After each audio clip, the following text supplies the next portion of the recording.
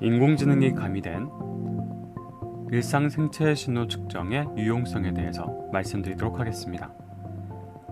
먼저 제 연구 분야를 중점으로 말씀드릴게요. 저는 지능형 시스템을 연구하였습니다. 즉, 인공지능이 가미된 시스템이죠. 이때 생체 신호를 활용하는 것입니다. 활용된 신호는 크게 좌측의 뇌 신호 연구와 우측의 심장 신호 연구를 나눠서 말씀드릴 수 있습니다. 그러면 함께 알아보도록 할게요. 먼저 이어폰 뇌파 지능 시스템입니다.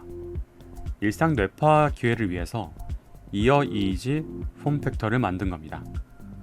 즉, 형태가 이어폰 형태인데 뇌파를 측정할 수 있는 거죠. 여기 왼쪽에 마치 보청기처럼 보여지는 사진이 보이실 텐데요. 여기 안에 바로 금속 재질로 전극이 들어가 있는 겁니다. 그래서 뇌로부터 나오는 전기 신호를 측정할 수 있게끔 만들어져 있는 거예요.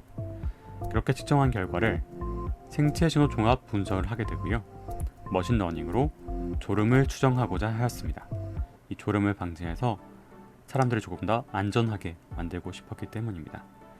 다음으로는 헤어밴드, 뇌연루를 측정할 수 있게 되었는데요. 이렇게 생긴 헤어밴드 안에 LED와 센서가 들어가 있게 됩니다. 그래서 이러한 뇌혈루를 측정할 수 있게끔 만들었고요.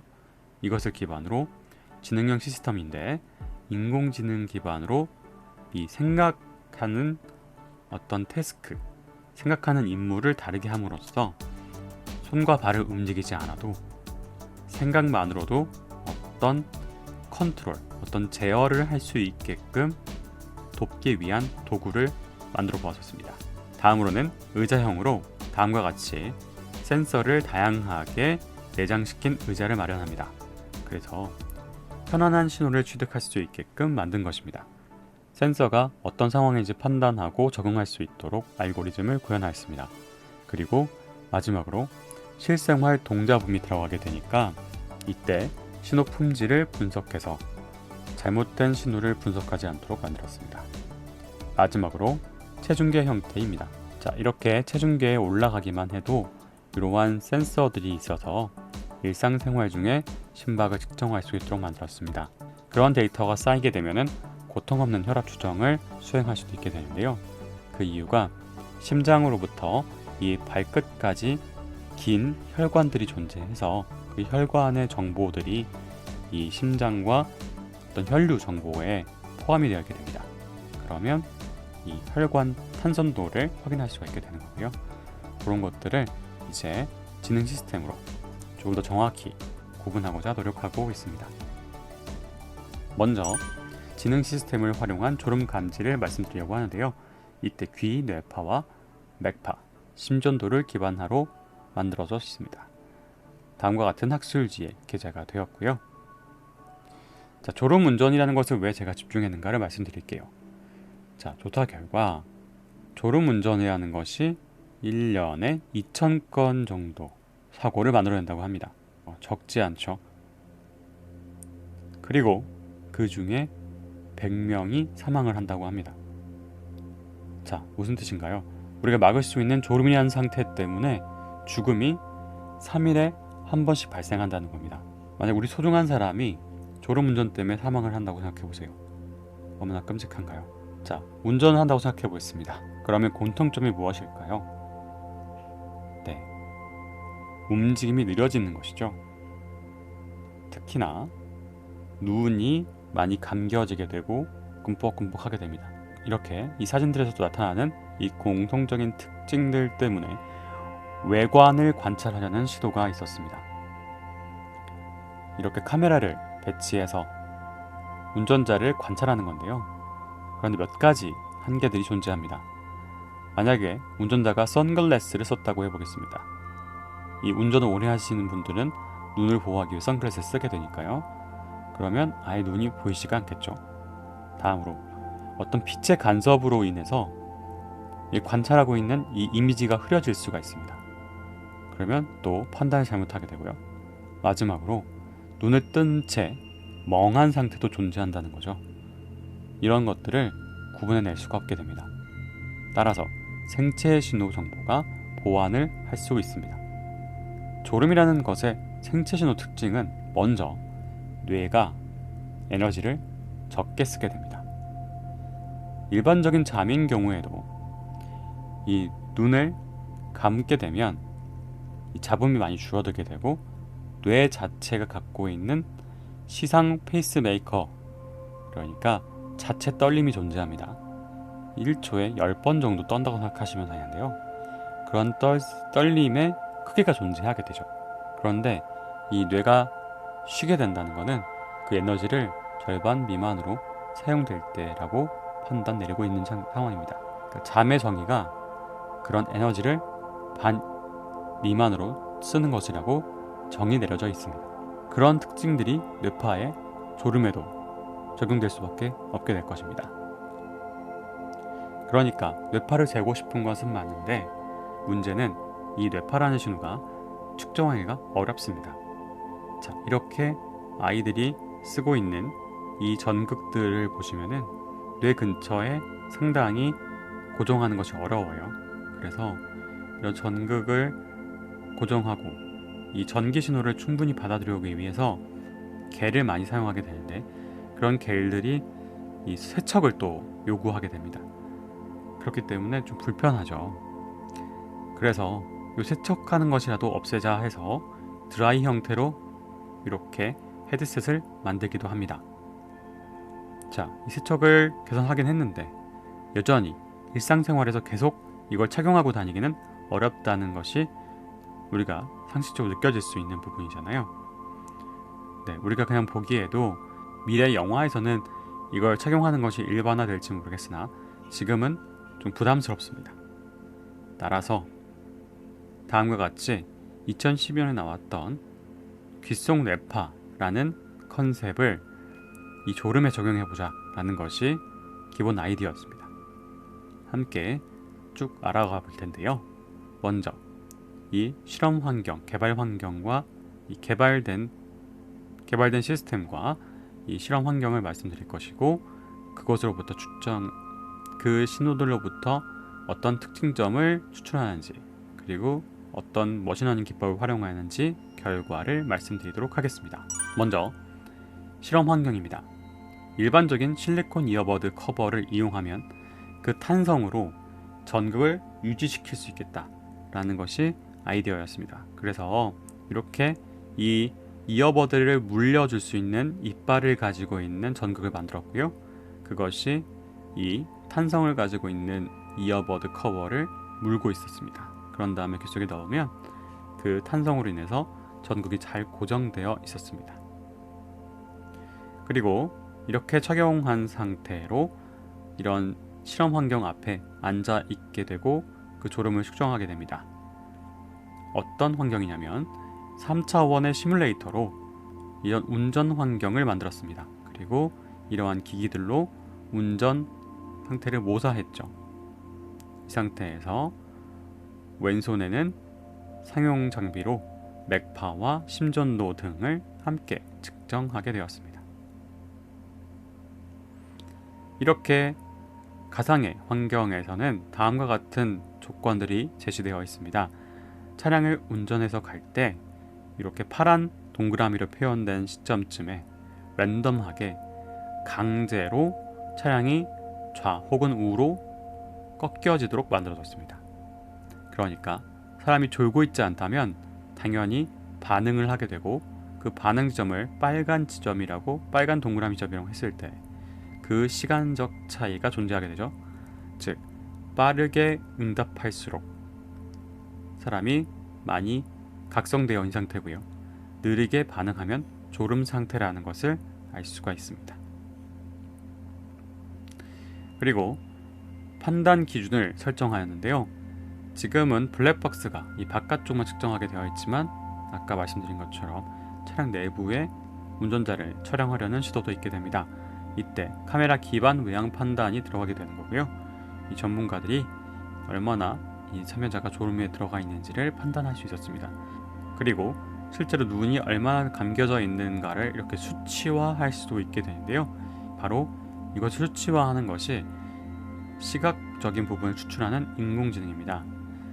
이렇게 다양한 인종과 다양한 성별의 이 얼굴과 눈 부분의 데이터가 2423개의 데이터가 모델링화되어 있었고요. 그 모델로부터 눈을 추출해서 이 사람의 눈이 얼마나 감겼는지를 확인할 수도 있게 됩니다. 다음은 이렇게 추출된 피처를 가지고 머신러닝을 수행해 보도록 하겠습니다. 자, 생체 신호를 활용한 머신러닝 단계를 총 4단계로 말씀드릴 겁니다. 먼저 첫 번째입니다.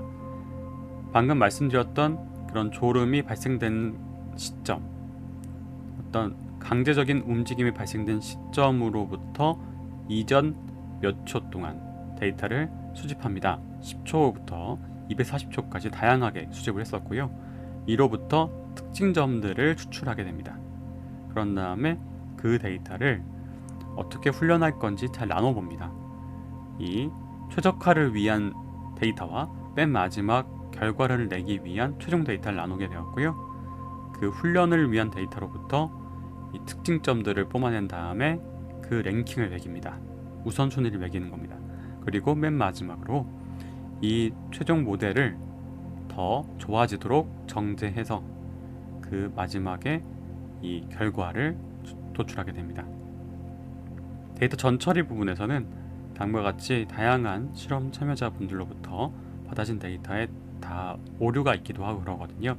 항상 모든 데이터가 옳기만 한 것은 아니기 때문에 불필요한 것들을 제거하는 그런 시간들도 필요하게 되고요.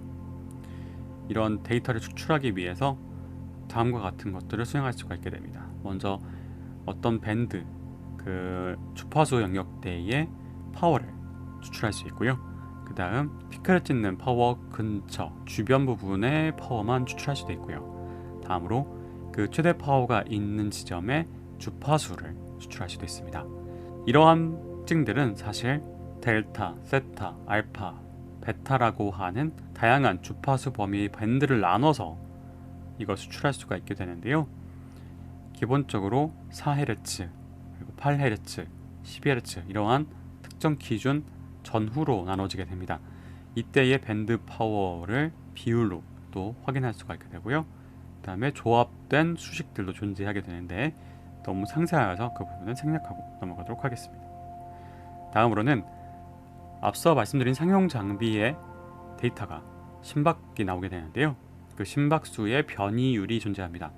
주파수 혹은 시간 추출 특성으로 특징들을 추출할 수 있는데요. 먼저 주파수라고 봤을 때는 매우 낮음으로부터 높은 주파수까지 파워를 확인할 수가 있게 되고요.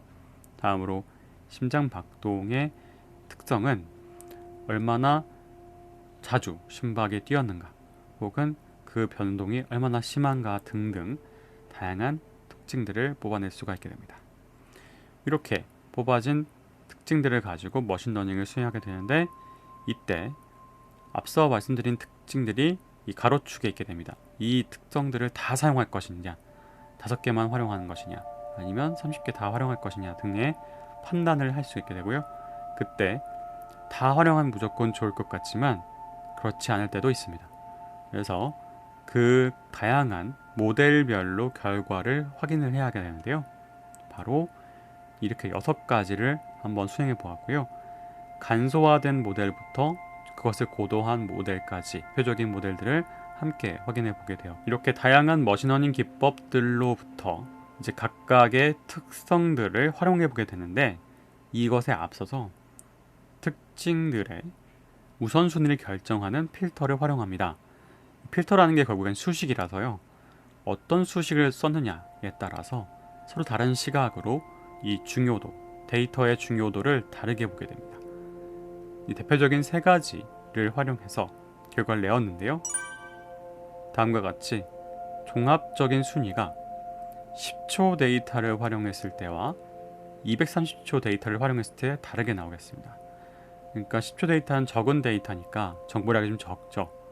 그리고 230초는 굉장히 많은 양의 정보를 가지고 있어요. 이 표가 무엇이냐면 1위부터 7위까지 필터에 의한 특성들의 새로운 순위를 결정했고요. 그거를 이렇게 1위부터 7위까지 1위부터 7위까지 기재한 것입니다.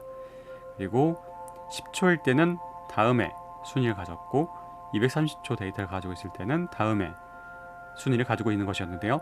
그걸 보니까 10초일 때 갖고 있던 순위랑 많이 달라진 것을 볼 수가 있습니다. 그리고 정보량이 많을수록 더 훌륭한 판단을 내렸을 수도 있겠다 볼 수 있겠고요. 그래서 확인해 본 결과 여기 보시면 이 가로축은 이 데이터 길이를 얼마나 많이 관찰할 것인가였는데요.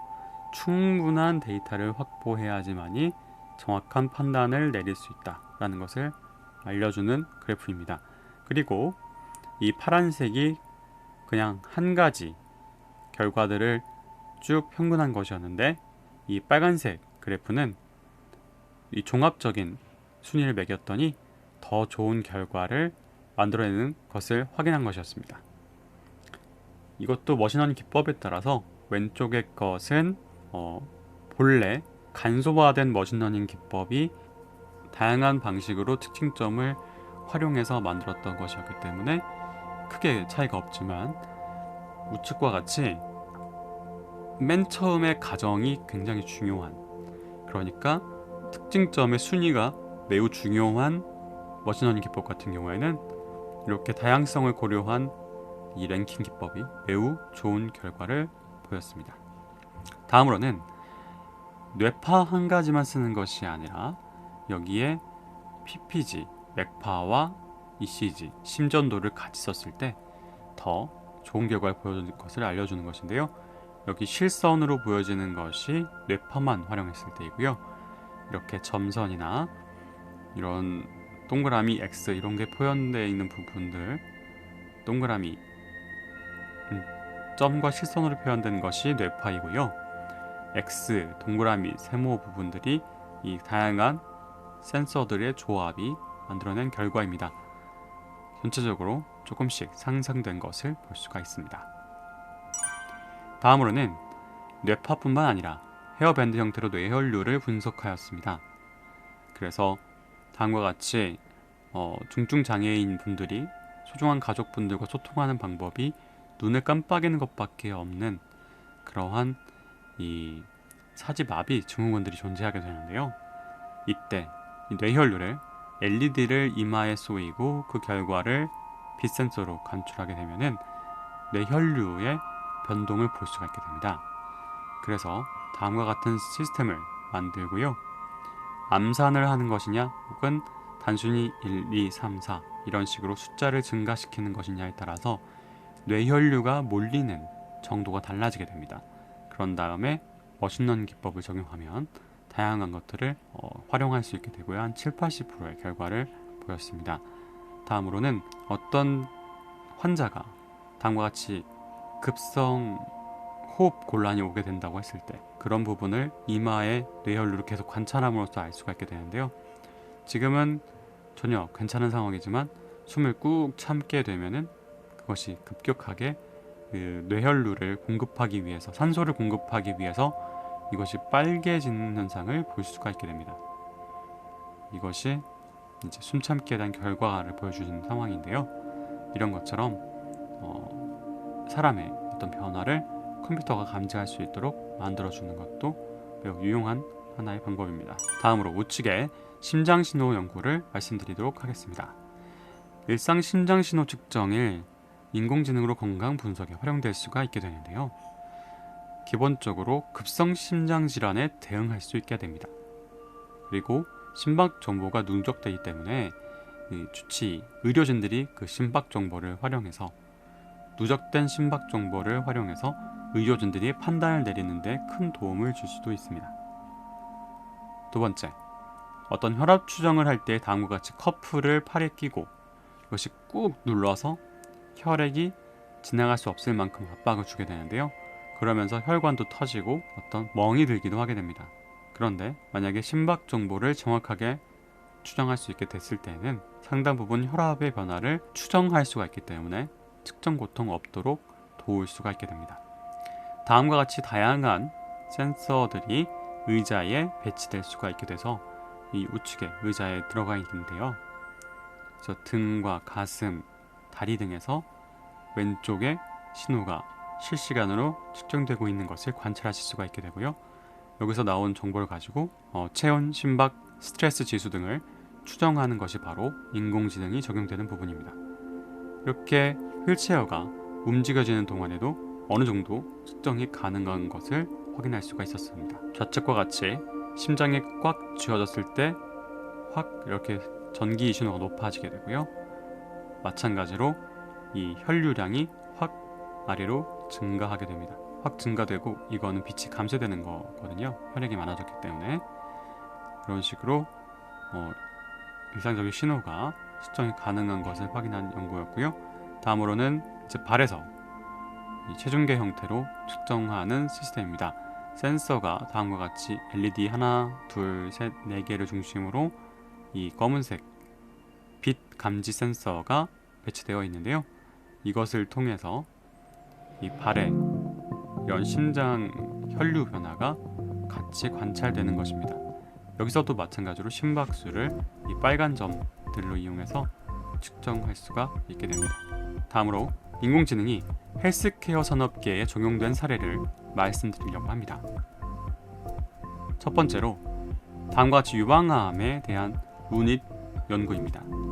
자, 루닛이라는 회사에서는 유방암에 이런 병변이 발생했을 때 이 10명의 담당인가 처음에 판단을 잘못할 만큼 헷갈리는 어떤 이미지가 있다고 하겠습니다. 그랬는데 이것이 루닛이 개발한 인공지능을 적용한 다음에 눈에 잘 보이도록 만들 수 있었고, 그래서 담당이가 더 올바르게 판단할 수 있도록 가이드가 된 겁니다. 이런 것을 할 때에 다음과 같이 어떤 세포들을 이렇게 왼쪽에 샘플을 준비하게 되고요. 그 샘플들이 이렇게 촘촘히 꽂혀져 있어서 특정 기계에 꽂혀지게 됩니다. 그러면 여기 안에서 이미지를 쭉쭉 읽어가게 되고요. 암 조직 슬라이드에 400배를 확대하여 볼 수 있게 되고요. 다음과 같이 분포가 막 되어 있을 때 이렇게 정상세포 여부를 판단할 수 있게 되고 세포의 모양도 관찰할 수 있게 됩니다. 이렇게 확대한 조직의 데이터는 약 3기가 된다고 합니다. 자, 그러면 한 명당 한 세포만 보지 않는다고 할 때 예를 들어서 10개를 본다고 할게요. 그러면 한 명당 30기가 바이트의 데이터 용량이 필요하고요. 100명을 관찰한다고 하면은 3테라바이트가 필요하게 되는 겁니다. 이것이야말로 진짜 빅데이터라고 볼 수가 있죠. 다음으로는 폐 질환입니다. 이 인사이트라는 소프트웨어를 만드셨는데요. 폐 결절이 의심되는 부위의 정도를 색깔 등으로 표시해 줍니다. 그러면 결국에는 의사가 폐결절을 진단하는데 도움이 되는 거죠. 다음으로 기존에는 CT 영상 등으로 폐결절을 진단하였으나 단순 촬영만으로 질환을 판단할 수 있다고 합니다. 이때 비용이 절감되는 건 당연한 거고요. 사실 방사선이 엑스레이 한 번보다 CT라고 하는 것은 훨씬 엑스레이를 여러 번 찍는 것이어서요. 방사선 노출량이 많게 됩니다. CT까지 찍지 않고 엑스레이만으로 관찰이 가능하다고 하면은 이 사람에게 훨씬 피해가 적게 되겠죠. 자, 이러한 연구에서 임상시험을 통해 제품 성능을 평가한 결과가 기존 방법이 90% 미만이었는데 인사이트라는 소프트웨어를 활용했더니 95% 가까이 되었다라는 효과를 검증하였습니다. 자, 다음 기업은 JLK 인스펙션이라는 곳입니다. 먼저 유럽 결과를 말씀드릴 텐데요. 뇌 그리고 전립선에 대한 유럽 CE 인증을 획득하였습니다. 이 영상 MR 영상의 분석 솔루션인데요. 이때 어떻게 하는지 봤더니 오른쪽 아래처럼 4가지로 구분된 뇌경색 패턴이 이미 존재하니까 그 이미지를 비교해 가면서 패턴이 보이면 알려주는 겁니다. 자, 그러면 의사들이 더 정확한 판단을 내리는데 눈에 잘 보이기 때문에 도움이 되는 거죠. 다음으로 MR, 뇌 영상과 심방세동 발병 여부를 넣게 되면은 국내에서 다음과 같이 식약처 허가가 되었는데요. 국내 최초로 식약처 허가 3등급까지 완료되었다고 하고요. 그 다음에 전립선 암 솔루션, 뇌출혈 분석, 뇌동맥류 분석 등등이 임상시험 계획에 이제 승인되었다고 합니다. 우리 사람에게 많은 피해를 주고 있는 다양한 암과 뇌출혈 등이 인공지능 도움을 받아서 더 정확한 결과를 볼 수 있다는 거죠. 다음으로 주 아토모스라는 곳에서는 우울 심리 분석을 해주고 그다음에 상담도 해주게 됩니다. 대면 심리 상담의 어려움을 경감하기 위해서 이제 비대면으로 그리고 익명으로 웹 앱 서비스를 수행할 수 있게 되었습니다. 그리고 온라인 문항 선택이라던가 상담에 대해서 이 자연어 처리 등의 인공지능 분석 연구를 한 것이죠. 이 업체 같은 경우에는 네이버 스타트업 팩토리에서 D2라는 그런 서포트를 받아가면서 현재 발전하고 있는데요. 그 외에도 두잉이라는 업체는 사진으로부터 영향을 분석해주게 되었고, AMO 같은 경우에는 수면 개선 목걸이형 디바이스로 수면을 개선하려고 노력하고 있습니다. 자, 이러한 것들이 이제 디지털 치료제 역할을 한다고 볼 수 있죠. 영양 개선, 그리고 수면 개선, 그리고 심리 개선 등의 디지털 치료제 역할을 할 수 있게 되는 것입니다. 자, 그 외에 어떤 공공 데이터를 활용한 진단 인공지능도 가능한 시대입니다. 이 다음부터는 제가 직접 그 데이터셋을 관찰한 것들인데요. 먼저 심장 질환에 대해서 특정 물질, 그러니까 근육에서 생성되는 노폐물 등을 관찰합니다. 12가지 특성들로 사망을 예측하고자 하는 그런 시도였고요. 예를 들어서 이 특징들이라는 것 중에 하나가 나이가 있을 수 있겠고요. 최대 심박수라는 것이 있을 수가 있습니다. 이것을 두 가지를 중심으로 질병이 존재하면은 빨간색, 존재하지 않으면 파란색으로 표시한다고 해보겠습니다. 그러면 시각적으로 다음과 같이 선이 쭉 그어지고 아래쪽은 발병 확률이 적고 이 위쪽에 조금 더 발 확률이 많다, 이런 식으로 나눌 수가 있게 되잖아요. 이처럼 특성들을 머신러닝으로 구별을 하게 되는데요. 우측은 이 다양한 이 특성들의 서로의 관계, 이 공선성을 확인하기 위한 하나의 관찰 결과이고요. 그런 특성들을 넣고 이 가로축에는 모델들의 이름들입니다. 그러니까 제가 앞서서 보여드린 것과 마찬가지로 다양한 모델들을 기재한 거고요. 여기 세로축이 이 정확도인데요. 그래서 가장 높은 것이 정확도가 높은 것입니다. 그렇게 보았을 때 제가 직접 활용했던 랜덤 포레스트라는 그 모델이 가장 좋은 선능을 보였던 그런 시도였습니다. 다음으로 이번에도 유망합니다. 루닛이라는 그 회사가 상용화하는 데는 이러한 데이터셋 연구가 이런 공공 데이터셋이 큰 도움을 주었을 것이라고 예상해 볼 수가 있습니다. 오른쪽과 같이 양성 종양과 악성 종양은 이 모양부터 큰 차이를 보이게 되는데요. 이거 사실 이 그림 같은 경우에는 매우 극명하게 다른 케이스를 보여드린 것입니다. 그런데 이 양성과 악성이 어느 정도 비슷한 크기를 갖고 있고 조금 구분이 어려운 경우에도 인공지능 같은 경우에는 그 정확도가 다 90%를 넘는 것을 확인할 수 있었고요. 제가 모델을 조금 만져봤더니 거의 99%에 가까운 높은 결과를 보이더라고요. 그런 것들이 이제 상용화에 도달할 수 있는 큰 도움이 된 것으로 보여집니다.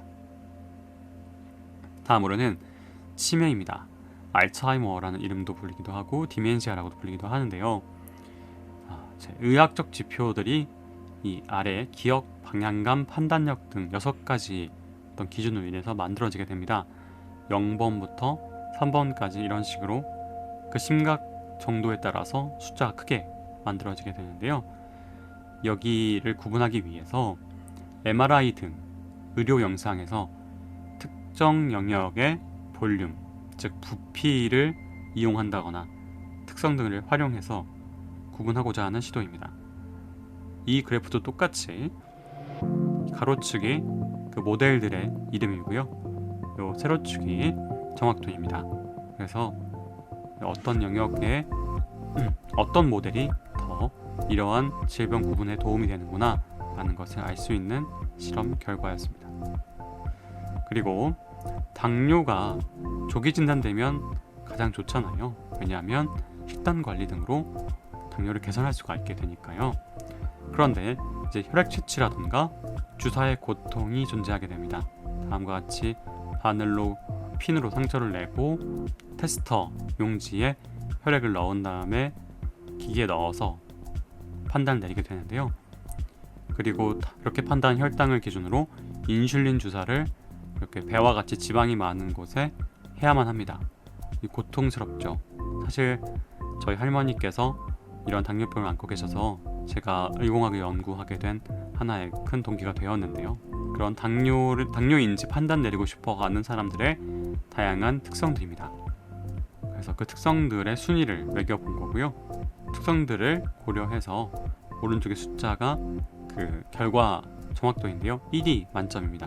그것도 마찬가지로 89%, 90% 이렇게 보시면 되는데 어떤 SVM, IBF라던가 랜덤 포레스트는 98%를 보여줘서 제 연구와 마찬가지로 가장 높은 결과를 보여주게 되었습니다.